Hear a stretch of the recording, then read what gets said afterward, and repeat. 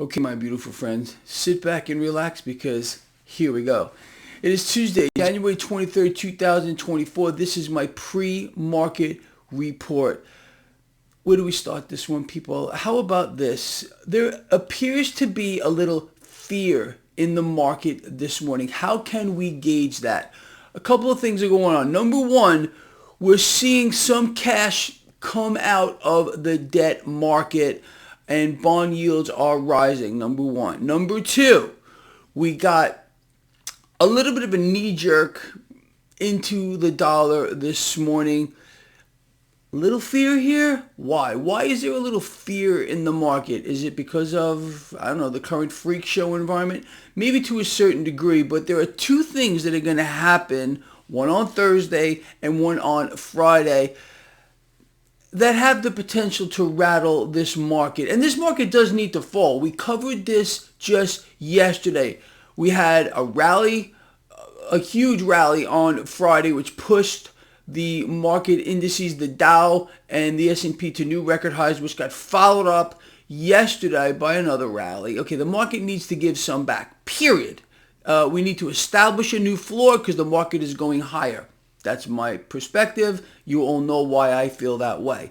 And we'll talk more about that in just a moment. Okay. So we got this little bit of a fear trade here because Thursday we're going to get this great, fantastic GDP number. And look, people, it's just another part of the scheme. Government spending, military spending, war spending, this is all added to GDP. So don't be surprised if this number comes in way better than expected, because that's how they're going to sell this to you. Oh, our economy is strong, and you can tell by looking at the GDP number. It's nonsense, okay? It has no meaning on anything. It has no bearing on anything. It's all about spending. They could spend their way to the greatest GDP number in the history of the world, and that's probably what we're going to get. Again, endless wars. We could fund that all. There's just an enormous amount of cash for that. It'll never run out, but we can't fund our own government. What just happened? Well, we got another kick the can down the road moment for at least another month. Imagine my shock. Imagine your shock. Who could have made that stuff up? So that's Thursday, this GDP number. So Friday we get this personal consumption expenditures number. This is the Federal Reserve's key gauge as to where inflation is going. And look, we don't need companies like BlackRock, which came out just yesterday, to tell us that inflation is going to go higher than the Federal Reserve says it's going to go. Oh, really? I mean, this is just the biggest farce on the face of the earth here. Inflation's got nowhere to go but higher. And what else did we find out yesterday? To nobody's surprise that follows this blog, none. We got leading economic indicators now going lower for 21 consecutive months. It's not going to stop. This is by design. This is what central banks are leading towards here, destroying the economy, wiping out the consumer here. And that's part of the agenda, so they can issue in their new system. It's really sad to see what's happening. People have no idea what's happening to them because, again, you turn on Bloomberg, Fox Business, CNBC, they float out creatures like Janet Yellen to tell you how great everything is. Our economy's firing on all cylinders. Meanwhile, corporate layoffs every day, we're getting more announcements of thousands of people being laid off, thousands of people being laid off. The corporate agenda is being fulfilled here, just as you and I have been clear about for a very, very long time. And this is going to play out to be, again, look, I'm a market guy. You all know that. So don't be surprised when you hear certain things come out of my mouth here. From a market perspective, from a stock market perspective, this is positive. Okay, I despise the fact that people are being slaughtered, okay, losing their jobs by the tens of thousands to fulfill the corporate agenda. Speaking of the corporate agenda here, just yesterday, look, we all know how President Trump operates. He is very stock market positive. There is no doubt about it.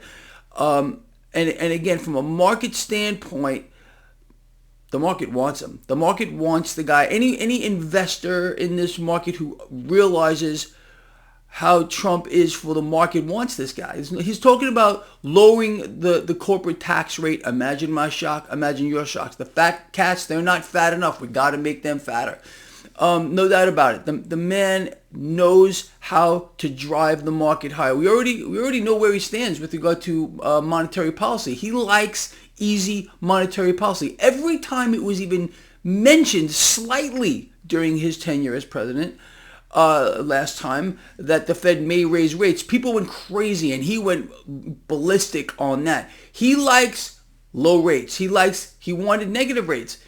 So we know where he stands with that. With regard to the dollar, he likes a weak dollar, and he's not stupid. A weak dollar is massively stock market positive. If he is selected as the next president of the United States, he, in my opinion, will do everything in his power to keep the market propped up longer, at least through his next term. And we'll address all this later here.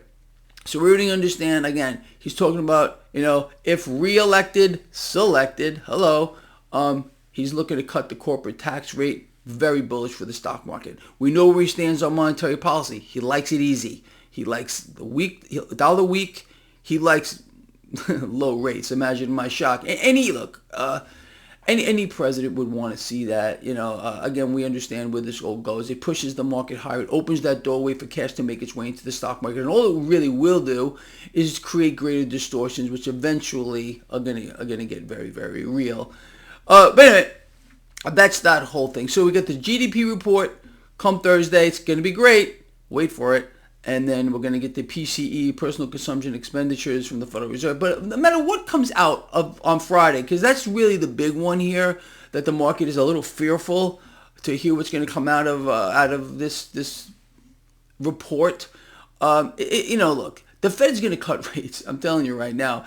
I don't think it's going to happen just yet. I think the Fed is looking at, if I had to put a timeline on this, I'm going to say, and I'm just throwing this out here, maybe a month or so, they're going to start cutting rates a little bit.